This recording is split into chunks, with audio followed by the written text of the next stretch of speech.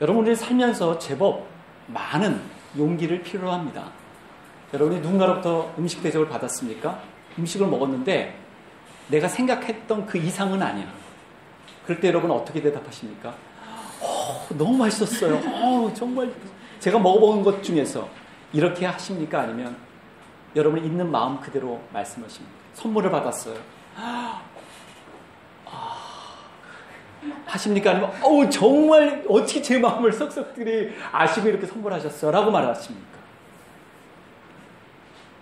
여러분 청년들 길 가는데 어떤 여성이 여러분에게 번호를 따려고 해요. 어떤 남성이 여러분에게 번호를 따려고 해요.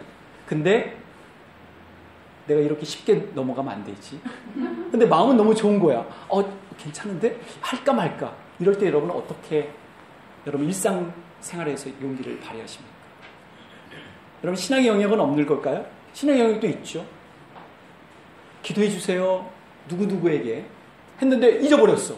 근데 그 다음 주에 딱 만나 기도해 주셔서 일이 너무나 잘 풀렸어요. 너무 고마워요.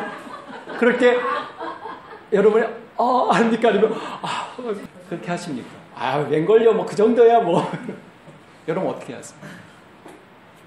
우리는 사실은 일상생활에서 혹은 신앙 가운데서 정직과 용기가 발휘될 필요가 있는 것이, 여러분이 회사 생활을 하게 되면 또 원치 않는 회식 자리에도 들어갈 수 있어요.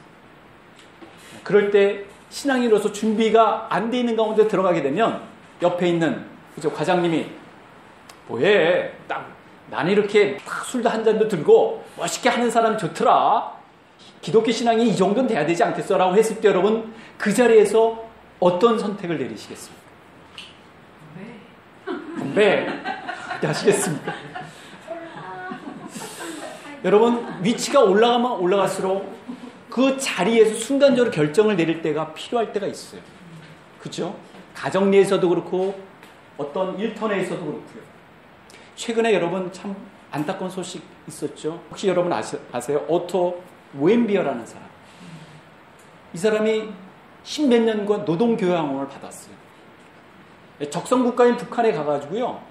막 사진도 찍고 그러다가 호텔에서 최고 존엄이 이제 관련된 것들을 정치적인 그렇죠. 선전물을 이렇게 가지고 가서 훔치려는 것까지는 아니었을 것 같은데 그러면서 법적인 형을 받고 거기서 좀 혹독한 어려움을 겪었죠.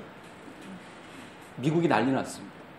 CBS에 그 노라 오도넬이라는 아주 유명한 그 앵커가 있는데 그 사람이 문재인 대통령과 인터뷰를 했어요. 첫 외신 인터뷰였어요.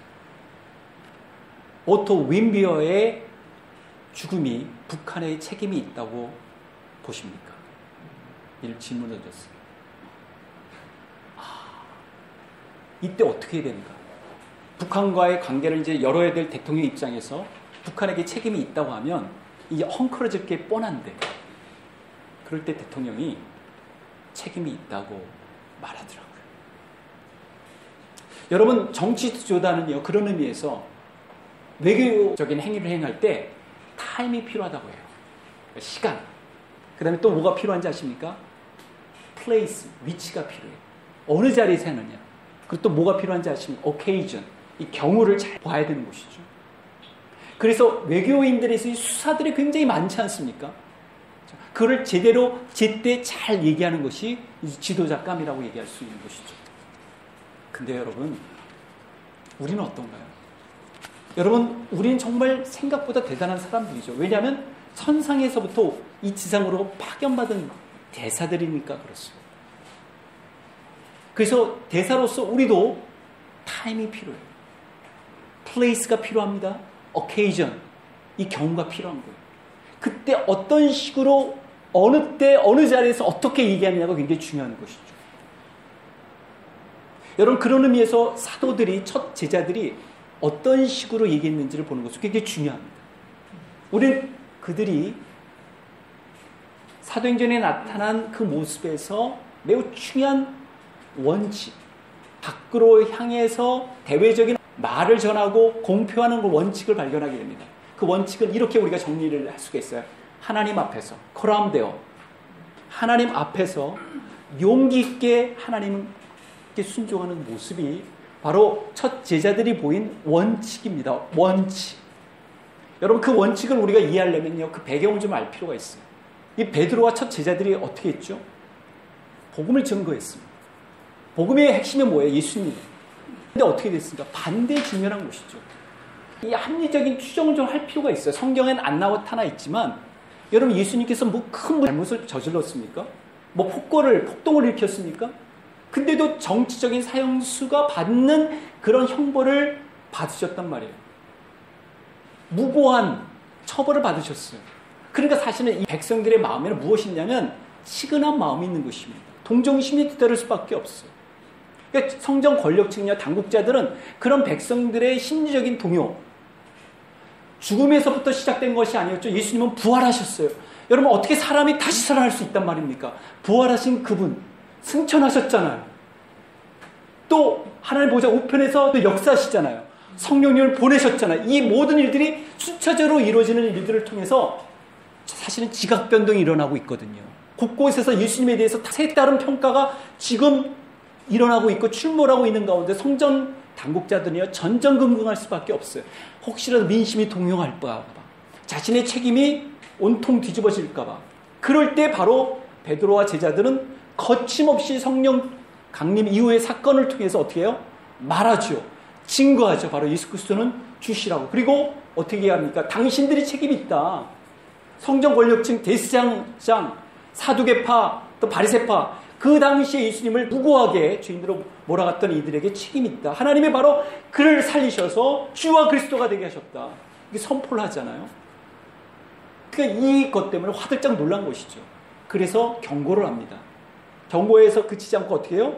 불법적으로 감금하죠. 옥에 가둡니다. 근데 옥에 가둔 것은 끝나는 것이 아니라 어떻게 되죠? 천사가 와서 옥문을 열게 합니다. 그러면서 어떻게 해요? 중단하지 말아라. 증거해라. 그래서 새벽부터 성전에 가서 증거해요.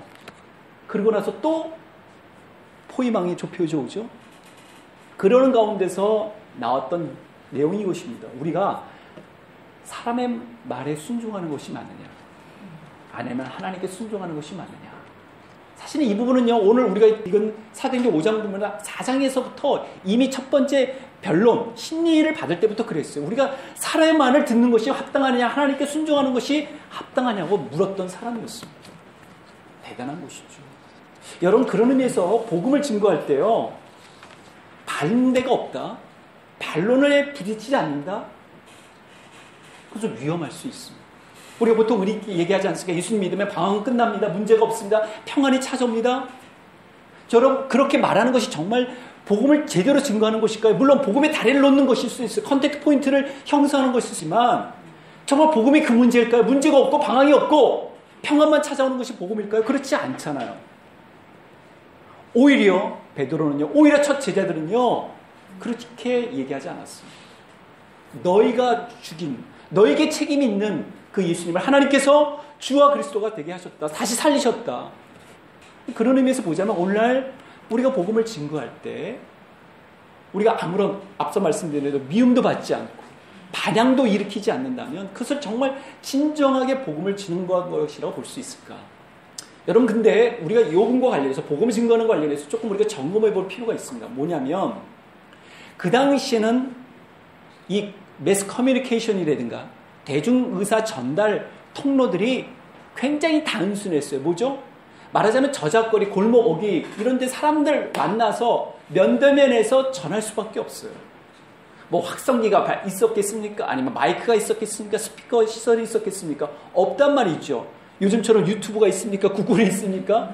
스마트폰이 있어요. 없단 말이죠. 그러니까 사람에게 눈을 마주치면서 전할 수밖에 없어요. 그래서 베드로와 그 사도들이 새벽 시간부터 사람들을 만나서 전한 것입니다.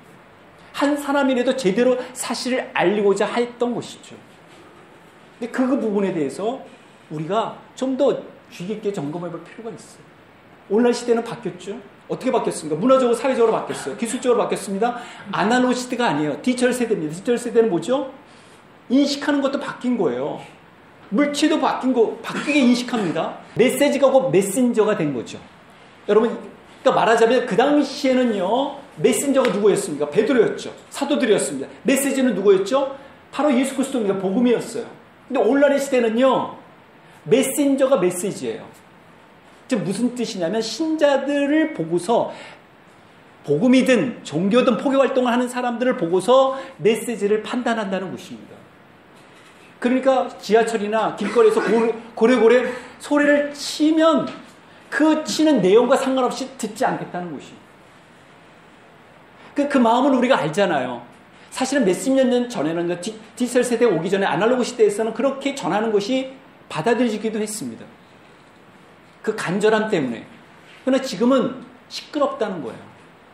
그리고 그때 받아들이지 않습니다. 오늘날의 이 시대는 합법적인 공간을 원하는 것입니다. 그래서 그런 공간에서 좀 근사하게 그리고 설득력 있게 듣고 싶은 것이죠. 좋다고 말할 수는 없지만 그것이 필요한 것은 사실입니다. 그런 의미에서 교회가 오늘날 이 복음을 증거할 때 전도하는 이 경로, 이 채널을 잘 선택하고 발휘하는 것이 굉장히 중요한 것이죠. 여러분 이단들은 어떻게 하는지 여러분 아십니까? 여러분 통일교 아시죠? 통일교가 젊은이들이 많이 안 오는 곳에 가판대를 설치해 놓습니다. 통일교의 책자들, 여러 언어로 된 책자들을 딱 설치해 놓고 아주 근사한 사람들이 정말 외면적으로 볼 때라도 정말 멋있는 사람들이 딱 있어요. 연예인 수준과 같은 사람들이 딱 있어가지고 합니다. 지나간 사람들 아주 수준 높은 그런 포교 활동을 하고 있어요. 여러분 여호와 증인은 어떠합니까? 여호와 증인도 파수대 같은 그런 잡지들을 출판물들을 가까워 전하는 분들도 있지만 역이라든가 그런 데서 젊은이를 대상으로 해가지고 그렇게 포교 활동을 하기도 합니다. 여러분 몰몬교는 어떠합니까? 몰몬교는 젊은이들이 2년 동안 파견을 받아가지고 열심히 길거리를 나가면서 활동합니다. 그렇지만 또 어떻게 하죠? 자기들의 무기인 언어 무기를 통해서 자기의 교회로 초대해가지고 그런 포교 활동을 합니다. 굉장히 다양하게 지금 하는 추세로 나가고 있어요. 근데 기독교 신앙은 어떻게 하느냐는 것이죠. 기독교인의 입장에서 우리는 어떻게 포교 활동을, 우리는 선교 활동을 하고 있느냐 한번 생각해 볼 필요가 있다고 봅니다. 근데 할 때 반대에 직면할 수도 있고, 그리고 또 용기가 필요하다는 것을 우리는 인정할 필요가 있습니다. 그런 의미에서 그래서 우리가 하는 얘기가 뭡니까? 그냥 교회 오세요. 교회는 사실은 기독교 신앙은 어떻게 하죠? 교회로 초대합니다. 예수 믿으면 일이 잘 풀려요. 잘 될 거예요. 근데 그렇게 전하는 것이 첫 제자들의 모습이 아니었다는 데 문제가 있는 것이죠. 문제가 있는 게 아니라 거기에 우리가 중요하게 포착해야 될 부분이 있어요. 첫 제자들은요, 예수님을 믿으면 평안해지고 예수님 믿으면 문제가 해결되는 것이 아니라 방황이 중지되는 것이 아니라 예수님을 믿어야 합니다. 다른 길은 없어요. 다른 해결책은 없습니다. 예수님을 믿어야 우리는 사는 것입니다. 우리는 예수님을 믿는 것이 당연합니다. 그 길이 바로 첫 제자들이 했던 논법인 것이죠. 여러분 어떠하십니까? 우리가 복음을 증거할 때 우리는 어떤 식으로 증거합니까? 그런 의미에서 우리가 이 세상에서 무엇을 믿어야 되며 또 무엇을 깨달아야 되며 또 왜 살고 어떻게 사는지를 알려주시려고 주님께서 오셨다는 것을 말하는 것이죠. 그러니까 내 삶이 사실은 메시지인 것이죠. 우리가 그렇게 살지도 않고 그렇게 믿는 것 같이 보이지 않는데도 우리가 믿어야 된다고 말하는 것은 힘이 없는 것이죠. 여러분 보십시오. 적어도 20년, 30년 전에는요, 한국 교회 성도님들이 구분되는 것이 당연하다고 알고 있었어요. 교회를 다니면 세상과는 등져야 된다는 것이 이미 필연적으로 이해하고 있었습니다. 근데 오늘날은 어떻게 하죠? 너무 세상과 가까워요. 세상과의 다리를 놓는다는 그런 나름대로 이유가 있는 접근에서 문턱을 낮추자는 그런 측면에서 교회를 다니는 것이, 기독교 신앙하는 것이 별 내 삶에 있어서 용기를 필요로 하지도 않고요, 정직함도 필요로 하지 않죠. 그러니까 교회를 다녀도 밖에서 얼마든지 내가 거짓을, 그리고 정직하지 않아도 되고, 그리고 남을 이용해도 되는 것이고, 자본주의 사회 속에서 내가 살면서 필요한 것들을 내가 취하면 되는 것이라는 인식이 사실은 팽배합니다. 그죠? 그러다 보니까 사실은 메신저가 잘못되어 있으니까 메시지가 사실은 지금 대접을 제대로 받지 못하는 상황에 놓여져 있습니다. 예수님을 제대로 믿으려면 사실은요, 해결의 숙제가 있다는 것을 전하는 자도 알아야 되고 받는 자도 알아야 될 필요가 있습니다. 숙제가 뭐죠? 돌이키는 것입니다. 회개인 거예요. 여러분, 회개를 좋아할 사람이 누가 있을까요? 듣는 사람이 당신 죄인입니다, 당신 회개를 문제가 있어요라고 듣는 사람 좋아할 사람 있을까요? 없죠. 그래서 교회를 올 때 교회 참여하는 사람들 그런 과정 없이 참여해서 그냥 클럽의 한 형식으로 참여하다 보니까 내 삶이 정리되지 못한 채 어떻게 해요? 어정쩡한 동거가 되는 거예요. 깨끗이 청소된 가운데 주님께서 오셔서 내 삶의 주인이 되셔서 움직여 나가셔야 되는데 산더미처럼 다 쌓이는 거예요. 내 마음의 방에는. 그렇죠? 내 고집도 있는 것이고 내 집착도 있는 내 중독도 있는 것이 그 모든 것들 다 있는 것도 주님이 오셨으니까 주님이 어디서 거시조하실지 모르는 것이죠. 그것이 바로 많은 교인들 가운데서의 삶의 모습이 아닐까 싶습니다. 그것은 우리가 제대로 복음을 증거하지 못한, 제대로 회개를 거치지 못하게 한 우리들의 과오라고 하는 생각이 듭니다. 또 우리는 용기 있게 증거해야 되는 것입니다. 무엇이죠? 회개를 초청해야 되는 것입니다. 여러분, 회개하면 없이 어떻게 복음을 받아들일 수가 있어요? 복음이 하나님 무한한 은혜지만 은혜에 앞서서 분명히 필요한 것은 회개인 것이죠. 회개 메시지는 분명히 증거되어야 합니다. 그래야 주님 모실 수 있는 마음의 공간, 내면의 공간, 그리고 삶의 공간이 생기기 때문에 그렇습니다. 그런 의미에서 첫 번째 제자들은요, 굉장히 성경적이었어요. 굉장히 복음적이었고요. 굉장히 선교적이었습니다. 타협하지 않았습니다. 내가 이렇게 얘기했을 때 상대방이 어떤 반응을 볼 거야? 물론 성경은 우리의 말을 소금과 같이 하라고 얘기했습니다. 그러니까 다시금 기억해 주시면 time, place, occasion 이게 필요한 거예요. 우리의 신앙인에 있어서 외교적인 활동과 관련해서 그것이 필요합니다. 그렇지만 그 메시지는요, 포기하지 않았던 것이죠. 그것이 중요합니다. 그러니까 메시지를 포기하지 않으면 분명히 반대, 미움받을, 그리고 거절받을 용기가 필요한 것이죠. 여러분, 그런 의미에서 우리가 한번 제자들이 지금 이렇게 고백했던 부분이 우리 가운데 있었는가? 회사 생활을 통해서 내가 정말 증거하려고 했을 때, 내가 일터 속에서 만난 사람에게 증거를 했을 때 그 반응이 싸늘하게 되돌았을 때의 경험을 해봤는가? 여러분, 그 경험이 필요한 거예요. 그것이 오늘날 우리가 뜰 수 있는 새로운 의미에서의 핍박이다 저는 생각이 듭니다. 지금 바스칼 하잖아요. 하나님께서 주신 신호들이 있단 말이에요. 어떤 사람들. 근데 그때 이제 젊은 여성들 4사람이서 자주 오더라고요. 자주 와서 이렇게 모임을 갖고 또 얘기가 되면 이건 신호라고 본 거예요. 그래서 사실 저도 그 젊은 여성들에게 많은 도움을 주려고 했어요. 그래서 그 도움을 주려는 이유는 뭐였죠? 이 복음을 증거하고 싶었던 거예요. 그래서 영어도 가르쳐주고, 그리고 이제 또 맛깔스러운 것들도 이제 좀 했는데, 안타까운 사실은 복음이 딱 들어가는 그날, 그 다음 주부터 싹 썰물처럼 안 나옵니다. 원래 그 다음 주 오기로 돼 있는데, 그 요일 오기로 했는데 한 사람이 전화를 걸어가지고 못하게 됐다. 그게 한 번이 아니에요. 여러 번 저한테 있었어요. 여러분, 그러면 어떤 생각이 드신지 아십니까? 하지 말아야 되겠다는 생각이 들게 됩니다. 내가 이렇게 할 필요가 있는가?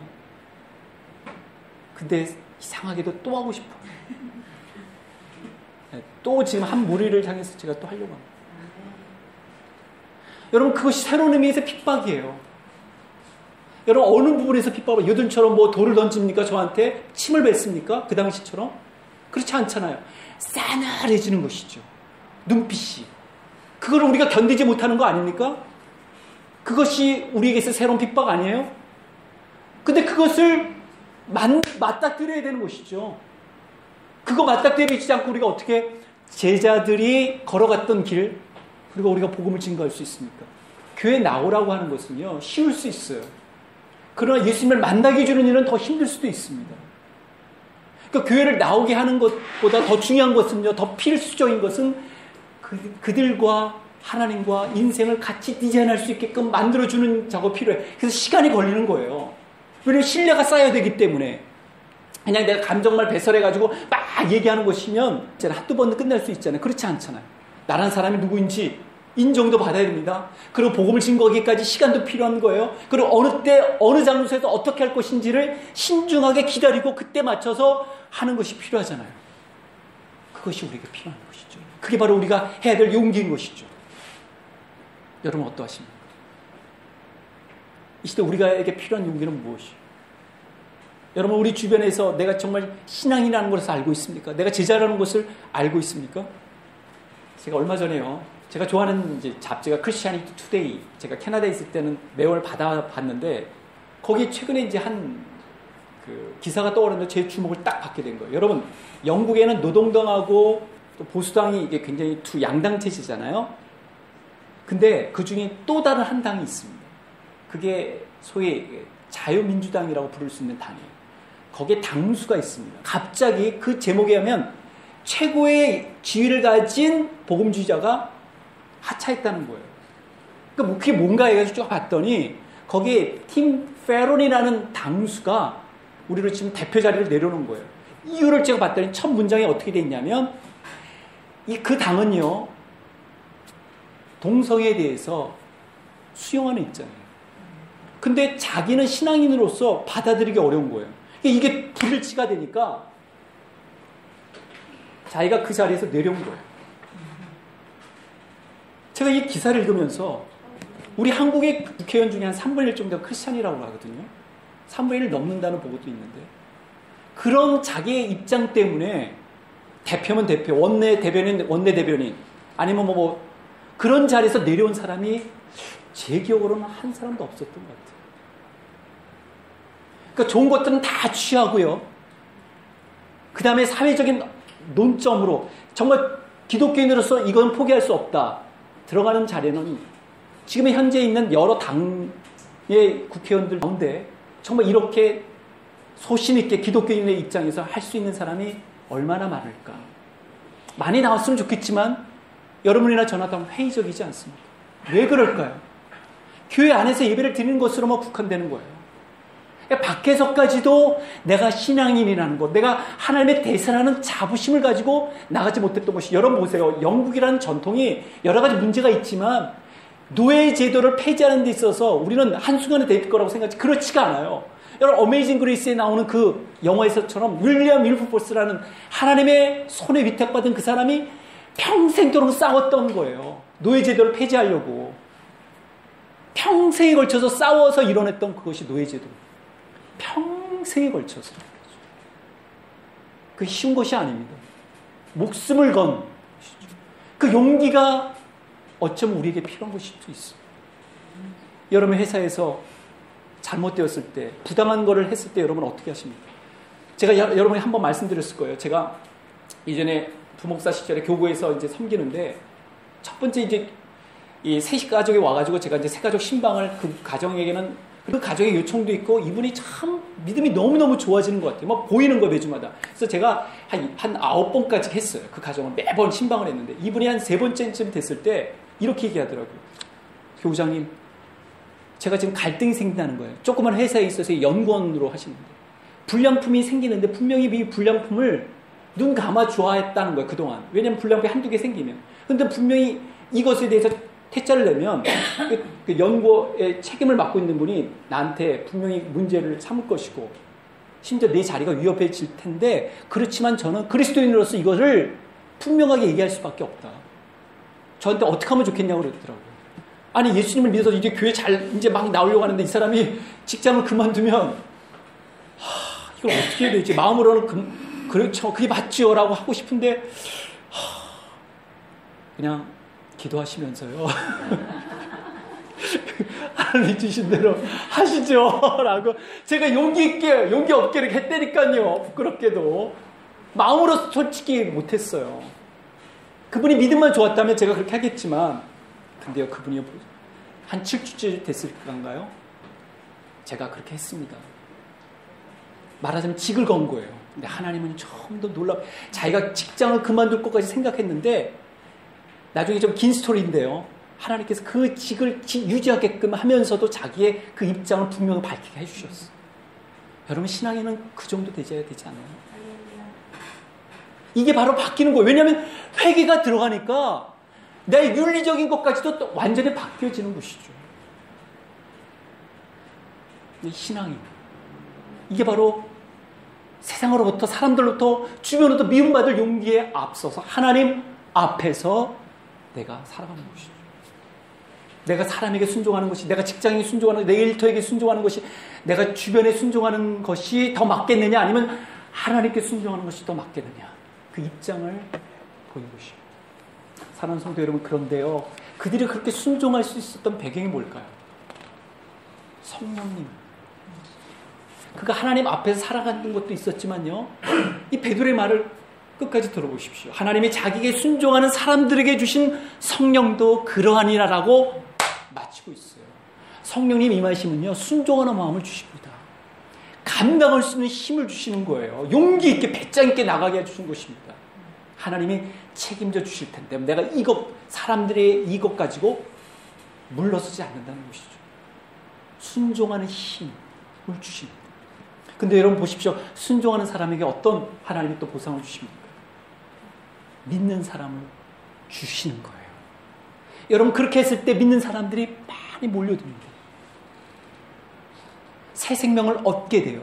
우리가 순종했을 때, 야, 저 사람의 말로 크리스찬이구나, 하나님 앞에 살아가는구나, 그러면서 묻게 되는 거예요. 도대체 어떻게 신앙생활을 하냐고. 그러니까 제가 이제 바스칼 하다 보니까 제가 이게 경제관념이 좀 없잖아요. 그러니까 막 퍼주니까 오늘은 이분들이 좀 이상하게 생각했나 봐요. 근데 그 중에 한 분이 딱 오시더니 저한테, 이제 그런 뭐 여러 가정이 있었지만, 혹시 목사님이세요? 그래서 제가 순간적으로 제 동공이 흔들렸어요. 목회자로 얘기를 해야 되나 말아야 돼. 또 하는 그룹이, 제가 복음을 증거하려고 하는 그룹이 목사님이시면서요. 이거 어떻게 해야 되지? 내가 이쪽 그룹에게 복음을 증거하려고 했는데 벌써 목사님은. 그러니까 제가 어떻게 되겠습니까? 더 상냥해야 되잖아요. 네. 신자라는 것을, 목사라는 것이요, 나를 다시금 만드는 것입니다. 더 절박하게, 더 간절하게, 더 겸손하게, 더 정직하게, 더 관대하게, 더 친절하게, 더 포용력 있게 만드는 것이죠. 여러분, 신앙인의 용기는 어디서 비롯됩니다. 성령께서 우리에게 순종하는 마음을 주십니다. 그럴 때 우리에게 새 생명을 안겨주실 것입니다. 여러분, 내가 속한 곳에서 우리가 하나님 앞에서 용기를 가지고 나갈 때 분명히 하나님께서는 그렇게 순종하는 자를 통해서 하나님 역사해 주실 것입니다. 놀라운 사실은요, 초대교회 예루살렘 교회는 그렇게 순종하는 자들을 통해서 하나님께서 어떤 것을 주셨죠? 코이노니아를 주신 거예요. 여러분, 그냥 주신 게 아니라 보너스의 축복이 바로 코이노니아예요. 성령께서 역사하셔 순종하는 자에게 어떻게 해요? 자기의 것을 자기 것으로 여기지 않고 나누게 하신 거예요. 내 것으로 주장하는 자가 하나도 없더라. 내 것이 아니라 하나님의 것이라고 그렇게 고백하게 만드신 것이. 그러니까 그때부터 하나님이 직접 그 가정을, 뱅크 어카운트를 주장하실 수 있게끔 하신 것이죠. 여러분, 오늘 우리에게 필요한 용기는 무엇입니까? 오늘 우리에게 필요한 순종은 무엇입니까? 오늘 우리는 그것을 누리고자 하는 것이죠. 이미 가운데 있습니다, 여러분. 여러분이 지금 순종하는 가운데 있어요. 여러분이 지금 누리고 있는 가운데 있어요. 그것을 더 넓히시기 바랍니다. 지경을 넓히시기 바랍니다. 성령께서 우리 가운데 어떻게 역사하실 것인가. 기도하겠습니다.